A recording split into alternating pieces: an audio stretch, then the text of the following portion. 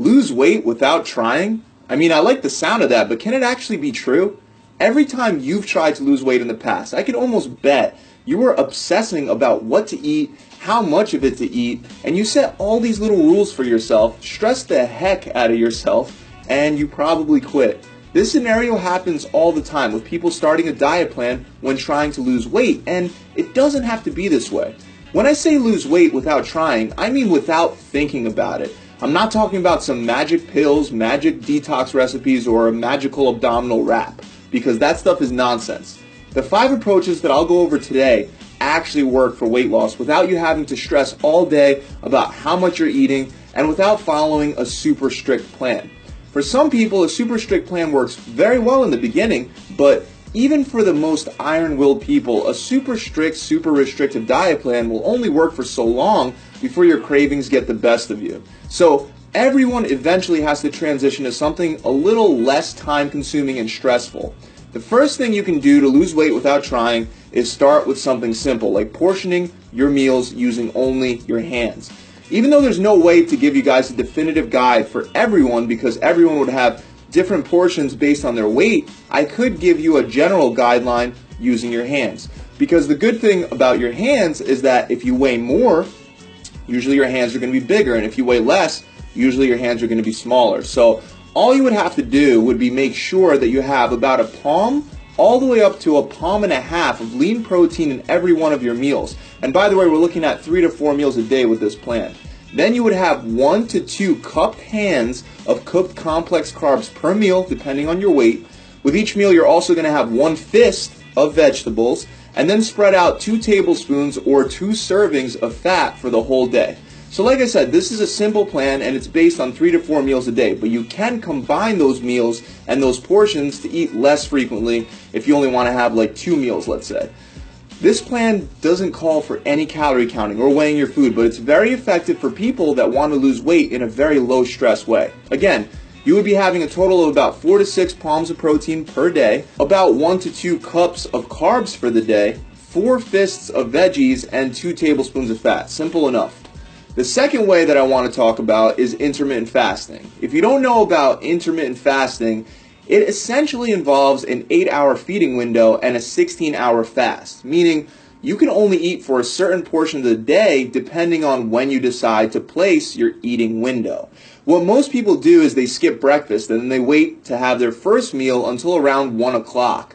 Then once it's past 9 o'clock at night, they won't eat again until the next day at 1. Then they just repeat that cycle. By only allowing yourself an 8-hour feeding window, you're decreasing the total amount of calories you can consume for the day without really thinking about it. You're not counting calories, and you're not following an eat this, don't eat that restrictive type of diet plan. Of course, you can overeat within the 8-hour feeding window, but it's a lot harder than being able to eat all day long. When you first start fasting, it may be a little difficult to skip breakfast, but that's only because your body has its own feeding schedule and it knows when you normally eat. So at times that you normally eat, your body releases hunger hormones like ghrelin, and without turning this into a boring science lesson, the point is that your body will adapt to your new feeding schedule within a matter of a couple days, maybe a week at the most. So give it time. The next method is one that I've coined the single ingredient food method, which I've been talking and raving about for a while. This one's probably the stupidest simple one out of all of them, and surprisingly, it works very well. In fact, I find myself following this type of approach all the time. This is how it works. First of all, you only allow yourself to shop at the grocery store around the outside perimeter, meaning unless you're going to get some seasonings or some rice or maybe some frozen vegetables, you're not walking inside the aisles. Instead, you're sticking to the outside perimeter.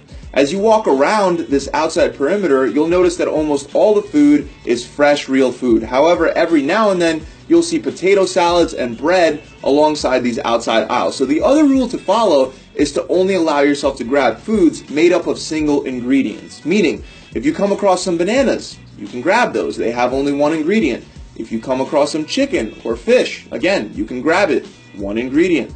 Rice would just be rice. Sweet potatoes would just be sweet potatoes. And broccoli would just be broccoli. The only rule you have to follow when doing the single ingredient food method is make sure there's protein and at least a cup of vegetables in every one of your meals. And before you start chowing away at your meal, you have to eat the cup of vegetables first.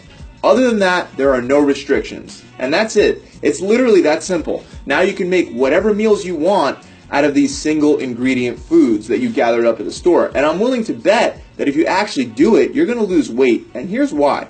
Single ingredient foods that come from real and natural food sources are naturally filling for the amount of calories that they provide. Not only that, but your body's also very good at processing real natural food as opposed to processed food. Your body's not going to treat brown rice and Cheez-Its or pasta or bread on the shelf. It's not going to treat these carbs the same way. Again, start each meal with 1 cup of vegetables, then move on to your protein and carbs, and make sure all the sources are natural single ingredients. I know this might sound too easy and too good to be true, and that's because most people will have their single ingredient foods and they'll also have a ton of junk food as well. As long as you actually are consistent with it, I promise you, you're going to be slimming down like crazy. Like I said, I do this method all the time. The fourth way, and one of the simplest that I also enjoy doing, is known as the warrior diet. The warrior diet is an advanced form of fasting that's going to take some time to ease into. After you master intermittent fasting, you could try to cut down to only 2 meals per day. And then from there, you could progress to the warrior diet, which is where you're only eating 1 meal a day at roughly the same time every day. Now keep in mind, this video is all about flexible dieting, so if you get really hungry one of the days and you have lunch instead of waiting until the end of the day to eat your meal, it's not going to be the end of the world. Keep in mind that fat loss doesn't work based off of hours and days. It works based on totals. So your body that you have right now is the total outcome of how you've been spending the past X amount of years. Don't stress over the little details. You can make up for little lost calories. The point of the warrior diet is to just have 1 big meal a day. You can have this meal for breakfast, but I usually prefer to have it before bed.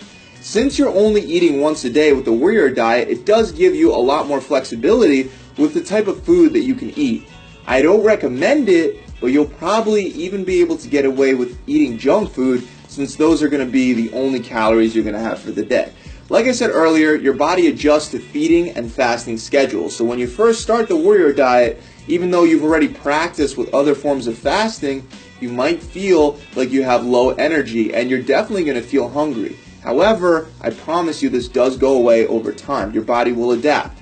Now, the warrior diet's not for everyone. If you get so hungry after holding out the whole day that you completely binge out, believe it or not, you can do some serious damage in just 1 meal. So don't get indoctrinated by any one of these methods. In fact, you can combine multiple methods to make your weight loss process even more flexible.